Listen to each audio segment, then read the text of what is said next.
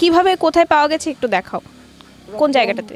ইটা খুলেছে, এটাতে নাই কিছু, মানে সব ঠিক আছে। তারপরে এটা মানে খুলেছে, খুলে তারপরে এই জায়গাটার ভিতর মানে মূর্তিটা এখানে আছে। হ্যাঁ, এক আশ্চর্য তথা অলৌকিক ঘটনার সাক্ষী হলো আজ গোটা রাজ্যের মানুষ।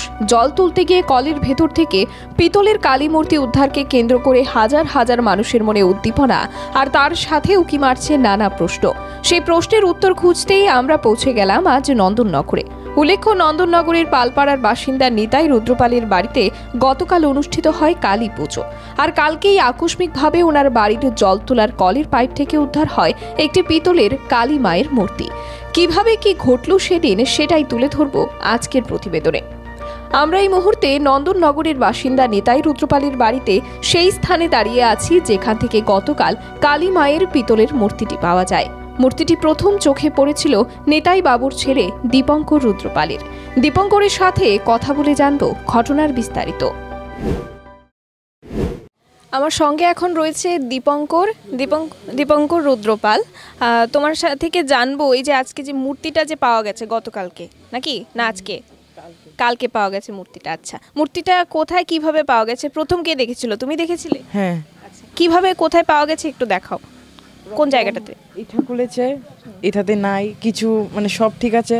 তারপরে এটা মানে খুলেছে, খুলে তারপরে এই জায়গাটার ভিতর মানে মূর্তিটা এখানে আছে। হ্যাঁ, এই যে নিচে যে পাইপটা, এখানে মূর্তিটা পাওয়া গেছে। হ্যাঁ হ্যাঁ হ্যাঁ হ্যাঁ।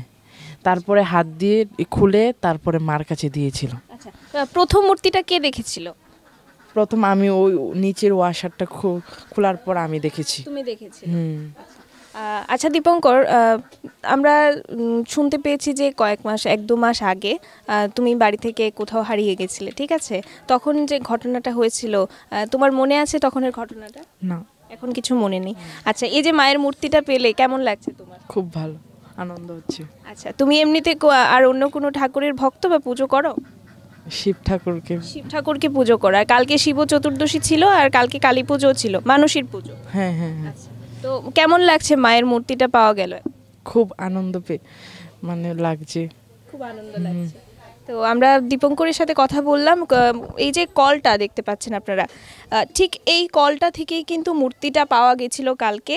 যখন জল উঠছিল না, এরকম একটা সমস্যা যখন দেখা যায়, তখন এই কলটাকে খোলা হয় এবং শেষে এই যে নিচের অংশের নাটগুলো খোলার পর এই ঠিক এই নিচের অংশটা থেকে মূর্তিটা উদ্ধার হয়। খুবই অলৌকিক একটা ঘটনা। এরকম একটা জায়গা থেকে এরকম একটা মূর্তি উদ্ধার, এই বিষয়টা অনেকের কাছে অবিশ্বাস্য মনে হলেও এটাই সত্যি। আর মূর্তিটা যদি আপনারা ভালো করে দেখে থাকেন, পিতলের একটা মূর্তি, একেবারে ছোট্ট, 200 গ্রামের মতো ওজন হবে মূর্তিটার। একটা কালী মায়ের মূর্তি এরকম একটা জায়গা থেকে উদ্ধার হয়েছে। আর মূর্তিটার যে গঠন, যে পরিকাঠামো, সেটা যদি একটু লক্ষ্য করা যায় তাহলে বোঝা যাবে যে এ ধরনের মূর্তি কিন্তু বর্তমান সময়ে দাঁড়িয়ে পাওয়া যায় না। এ ধরনের মূর্তিগুলো অনেকটা প্রাচীন আমলের মূর্তি বলেই মনে হয়। আর পিতলের এ ধরনের মূর্তি তো আমরা সচরাচর এমন দেখেও থাকি না। তো আমরা এরপর আপনাদের সাথে আরও একটা ঘটনা তুলে ধরবো, সেটার জন্য আমাদের যেতে হবে আরও একটা জায়গায়। তো অবশ্যই প্রতিবেদনটা শেষ অবধি দেখুন। দীপঙ্করের উদ্দেশ্যে মানত করে গতকাল কালী পুজো করেছিলেন এই পরিবার। উল্লেখ্য, 2 থেকে 3 মাস আগে দীপঙ্কর বাড়ি থেকে হঠাৎ নিরুদ্দেশ হয়ে যায়। তখন বাড়ির লোকজন তাকে খোঁজাখুঁজি করতে শুরু করলে বাড়ি থেকে প্রায় 1 কিলোমিটার দূরত্বে একটি পুকুর ধারে ঘুমন্ত অবস্থায় পাওয়া যায় তাকে। এবার চলে যাব সেই জায়গাতেই যেখানে পাওয়া গেছিল দীপঙ্করকে। এই মুহূর্তে আমি যেই জায়গাটিতে দাঁড়িয়ে রয়েছি, সেই জায়গাটিকে কেন্দ্র করে একটি ঘটনা রয়েছে এবং সেই ঘটনা চক্রেই মূলত এই মানুষের কালী পুজো করা। নিতাই রুদ্রপালের যে ছেলে দীপঙ্কর রুদ্রপাল, সেই দীপঙ্কর রুদ্রপাল, ছোট্ট দীপঙ্কর, যাকে বাড়িতে জয় বলে ডাকা হয়, জয় আজ থেকে 2 কিংবা 3 মাস আগে বাড়ি থেকে হঠাৎই নিরুদ্দেশ হয়ে যায়। সে নিরুদ্দেশ হয়ে কোথায় গিয়েছিল সে দুশ্চিন্তায় ভুগছিলেন বাড়ির প্রত্যেকে। আর আমি ঠিক এই মুহূর্তে যে জায়গায় দাঁড়িয়ে রয়েছি, সেই জায়গাতেই মধ্যরাতে পাওয়া যায় দীপঙ্করকে। আমরা ওনার বাড়ির লোকেরা যারা রয়েছেন ওনার সাথে একটু কথা বলবো এবং জানবো পুরো ঘটনাটা। একটু জানতে চাইবো যে জয় বা দীপঙ্কর আপনার নাতি হয়, তো কি ঘটেছিল 2-3 মাস আগে যখন সে হারিয়ে গেছিল, কিভাবে তাকে এখানে পেলেন? যখন স্কুল থেকে আইয়া তখন বাড়িত শুয়ে রয়েছে, শরীরটা খারাপ লাগতেছে হইয়া শুয়ে রয়েছে। হের মাটো বাইরে হাজ করে, যেমন ওই মেলা সেলার দোকানদারি করে। পরের দিন একটা মেলা আসিল, মেলা যাইব করিয়া মালপত্রটি রাখে আমার বাড়ি, তখন ওইটি গোছাইতে গেছে আর কি। পরের দিন সকালবেলা উঠতে যাইব গা, গোছাইতে গেছে। তখন তার আর ভাই বোন দুইজনে ঘুমাইছে, তার মা আবার মশারি টশারি টাঙ্গাই দিয়া গেছে। তখন আমার বাড়িতে গেছে তাই এইরকম টাইমে ওই 5টা সাড়ে 5টার দিকে। তখন তো শীতের দিনের না, টুর হইয়া জাগা, সন্ধ্যা হইয়া জাগা 5টা বাজতে। তখন গেছে, আমি আবার মায়ারে জিগাইছি হেরা হই মায়েরা দুজন ঘুমাইয়া রইছে, এই শরীরটা বলে ভাল লাগতেছে না, আমি মশারি টশারি টাঙ্গাই দিয়েছি। প্রায় আধা ঘন্টা পরে ছোটো নাতিনটা গেছে বাড়িতে হানতে তখন কই তুই হানতে এনে চুটকির লেগে বদ্দা হই, হয় বদ্দা না কই জানি বদ্দা নাই। তখন ওই আমার ছেলে বাড়িতে আসিল, আমার ছেলে হইতেছে দাঁড়াও আজকে তারে হয় একটা বাড়ি দিয়া পাও ভাতারে দন লাগবো, হ্যাঁ সন্ধ্যা হইলে বাড়িতে হেনে গিলে গিয়া। আর আবিদ্যা একটা বাচ্চা একটা তুইয়া এই অন্ধকারের ঘরের ভিতরে লাইট টাইট জ্বলাইছে না, গিয়ে সেটা হয়ে গেছে। তখন হাতের ভিতরে একটা লাড়ি লিয়ে বাইরেছে। বাড়িতে আমরা তো মনের ভিতরে ইতা নাই, কোনো সময় মনে হয়েছে না এমন ঘটনা। তখন বাইরে সেটা বাড়িতে দেখে নাই। তখন বাড়িতে এলে সেটা লাইট টাইট জ্বালাইছে, জ্বালার পরে দেখি সেটা বাড়ির চতুর্দিকে খুঁজছে নাই। এরপরে তার কিছু বন্ধু আছে, তারার বাড়িতে গেছে, তারার ফোন করছে, হয়েছে না আমরা ইয়েন আজকে আইসি হই না। তখন ওই তোকে আরম্ভ হয়েছে। তখন আমরা অত একটা গাও লাগাইছি না, সন্ধ্যা এরকম করতে প্রায় 7টা সাড়ে 7টা বাজে। কিন্তু আর ঘুমায় না আমার ছেলে, একবার হাঁড়ে উড়ে, একবার খুঁজতে বাইরে হয় আমার জানি খেরে লেগিয়া এমন লাগতেছে। আমার তো কোনো সময় এমন লাগছে না, আজকে কি লেগে জানি হেলে এমন লাগতেছে, আজকে ভাইলে 1 সুট ফিরে হই দিব। তখন আমি তুই হাতের লাড়ি ফেলা, তুই হাতের যে লাড়ি লিয়ে ঘুরতেছ তাই দেখে জানি হনুকানে লুকাইয়া রয়েছে। তাই আবার হাতের লাড়ি ফেলাইছে, ফেলাইছি আমরা পাশের বাড়ির গেটের সামনে বইয়া রয়েছে। এবার হতক্ষণ বরাবর গেছে, হমায় আইসে, আমি না আইসে না তো। তখন প্রায় 8টা বাজে, কি আইসে না হনো। তখন আমরা ফুরা খুঁজে লাইছে, হনকানেই নাই। তখন 8টা বাজে আছে এমন সময়, তো কোনো সময় হনকানে যায় না, কি রে হস।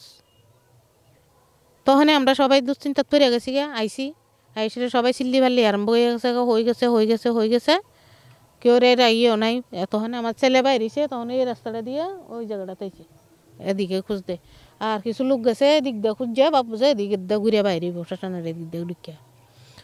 তখন বাইরিয়া তারা খুঁজতেছে একটা ছেলে বাড়ি এদিকে, এরা রাস্তা এটা না, রাস্তাটা এদিকে না, কিন্তু তবে কি লেগে জানি সেদিন এদিকে এই রাস্তাটা দিয়ে আইছে। আইসে হইতেছে বলে দেখতেছে এন একটা শুয়ে রইছে, একটা মানুষের মতন শুয়ে রইছে। তখন কেডারে হইয়া সেটা চিল্লি দিয়ে হচ্ছে, চিল্লি দিয়া এর বই লাগিয়ে গেছে গা। তার হাতে একটা পলিথিনের বাজারের ব্যাগ আছিল, এটার ভিতরে মেজ বাড়ি দিয়া আগুন লাগাই দিছে। এটা যখন আগুন লাগাইয়া দিছে তখন আসিল সোয়াদ থেকে উঠতে বইছে, সোয়াদ উঠতে বইয়া চোখ গড়িয়া লাইছে বড় বড়, দিকে বলে চাইয়া রইছে। তখন খেড়ারে হয় ফুসকুনি ভারে খেড়া ঘুমে দিছে, কুকুর ভারে খেড়া ঘুমে দিছে। তো হয়েছিল শুনছে, শুনে দৌড়াইছে, ও খেড়ারে দাঁড়া আমি আইতেছি। আইসে আইয়া দেখে এনে শুয়ে রয়েছে। তখন তো খাড়াও বেশি, এই কটকি ফুলের গাছ টাছ ভর্তি, পুকুরের জল ভর্তি। এদিকে এমনভাবে শুয়েছে, এদিকে গোট দিলে জায়গা এদিকে খেতে গোট দিয়ে ভরবো, আর এদিকে পুকুরের জলে ভরবো, এমন একটা অবস্থা। এইভাবে শুয়ে রয়েছে।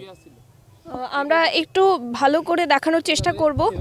এই যে এই জায়গাটাতে শুয়েছিল দীপঙ্কর, এর এই পাশে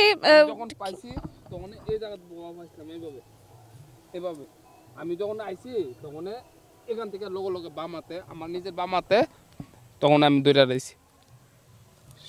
তখন আমি আসলাম এইভাবে এমনি দৌড়া রয়েছি। ছেলেটা যখন ওই আগুনটা ধরাইছে তখন বলে উঠতে বইছে, প্রথম আসিল শোয়াত, তো উঠতে বইয়ে যখন এর দিকে চাই রয়েছে, যখন আইসে যখন বাবাতে মুট করে ধরে লেছে, কি রে তুই হই, আমি বাড়িত কি তো আমি বাড়িত ঘুমাই রয়েছি। তখন দিকে বলে চোখটি বড় বড় করে রয়েছে, শরীরটা করে জাকড়া দিয়ে যখন ধরছে শরীরটা জাকড়া দিয়ে উঠছে। উঠার পরে নিজেও বই পেয়ে গেছে গা, লইয়া দৌড়ে খেত পাতারে দৌড়ে গেছে।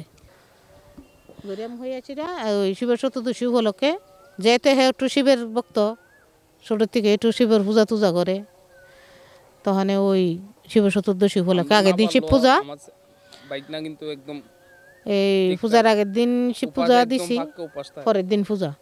তো পূজা তো শিব পূজার দিন তো 12টা 12:30 প্রায় 1টা বাজে, আমরা মানে সব কিছু গোছানো সাথে পূজা টুজা হইয়া গেছে গা, সব রেডি হইয়া গেছে গা, পূজা টুজা হয়েছে। তখন আমরা আবার আমার বাড়িতে গেছি, মেয়ের বাড়িতে সকালে তো আবার উঠতে লাগবো হালকা হালি পূজা। তখন সকালবেলা তারা উঠছে, উঠতে সেটা এরও হয়েছে আর কি, তুই আগে স্নান করিয়া এই চতুর্দশী নাচাতে তো এটা লারণ যাইতো না, পুরোইতেই হইয়া গেছে। তুই আগে স্নান করি এনে ফুরান বেল ভাতা তেল ভাতা দি তুললে ফুল বেল ভাতা দি ভালাইয়া এনে ধূপ দুনা দে। স্নান করতে গিয়ে দেখে মোটরের জল নাই, ট্যাঙ্কিতে জল নাই। ট্যাঙ্কির জল না তখন গ্যাসে মোটর সুইচ দিত, মোটর সুইচ দিয়ে দেখে মোটরও জল উঠে না। কলে গেছে, কল চাপে কলও জল উঠে না। আরে আমার আজ দেখিতেছে, এখন এর বাবা আসিল না, এর বাবা দোকানে গেছে, তার বাবারে আনছে, আইসে পরে দিয়ে হইতেছে, বাবা দেখো সে কলের জল উঠে না, আজকে পূজা মাইয়ের দিন, আজকে যদি জল না থাকে কীভাবে কাজকর্ম হইব।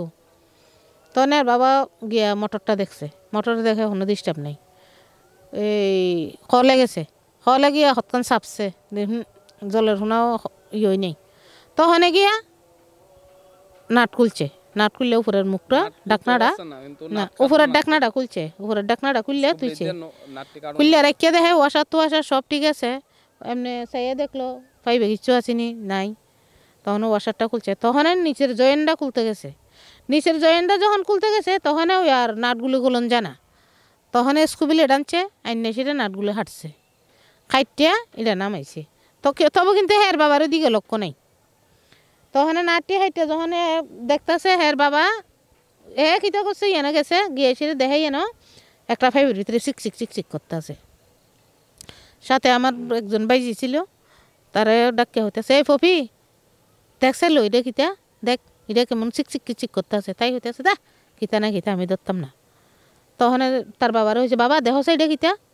এবার তার বাবা উঠতে দেখছে, দেখিয়ে সেটা এটা আতল টেন্ডা তুলছে, বাইর করছে, বাইর করে দেখে এটা একটা মুক্তির মতন। এটা বেড়া বেশি লক্ষ্য করছে না, এর বাবাও বেশি লক্ষ্য করছে না মুক্তি নাকি। তখন তো বেড়ার তো টেনশন জ্বলাইয়া নাকি লেগে এটা দিয়ে ওই মেয়েটা রাতো দিছে, মেয়েরা বলা এটা হাতে লইয়া সেটা দেখে এটা মুক্তি মানে হালিমা। তখন কি আমার মেয়েরও হইতেছে, মা বদ্দি দেখ কলের ভিতরে হালি মূর্তি। ওই তখন আমার মেয়েতে সবাই দৌড়ে বাইরিল, জয় জোগাড় দিল। আমরা তো এমনি পরের দিন আমার বেদি বানাইছি, বেদির উপরে মা বুয়া মু, তখন এই বেদির উপরে নিয়েই বসাইছি, জয় জোগাড় দিয়েছি, দান দুব্বা তুব্বা দিয়েছি, চারিদিকে শান্তির জল তল দিছি, দিয়া আমরা তখন এখানে বসাইছি। তো এই ছিল আজকের সারাদিনের যে ঘটনা নিয়ে নেট দুনিয়া থেকে শুরু করে বিভিন্ন সংবাদ মাধ্যমে তোলপাড়, সেই ঘটনার সম্পূর্ণ বিস্তারিত যে বিষয়টা আমরা জানতে পারলাম। এবং এই জায়গাটা বিশেষ করে আপনাদেরকে দেখানোর কারণ যে যেই ঘটনাকে কেন্দ্র করে এই মানসী করা এবং মানসী পুজো করা এবং তারপর জল না উঠে আসার ছুতোয় বলা যেতেই পারে যে কালী মায়ের পিতলের মূর্তি উদ্ধার। এই যে ঘটনার পেছনের যত বিষয়বস্তু এবং তথ্য রয়েছে সে সমস্তটাই তুলে ধরার চেষ্টা করলাম আমরা। তো আমাদের আজকের এই বিশেষ প্রতিবেদনের মধ্যে দিয়ে আমরা আপনাদের কাছে আজকের দিনের যে চাঞ্চল্যকর ঘটনা, যে অলৌকিক ঘটনাটি, সেই ঘটনার বিস্তারিত তুলে ধরার চেষ্টা করেছি। আমাদের সঙ্গে থাকুন, এরকমই আরও আপডেটস দেখার জন্য চোখ রাখুন খবরের প্রতিবাদে। নমস্কার।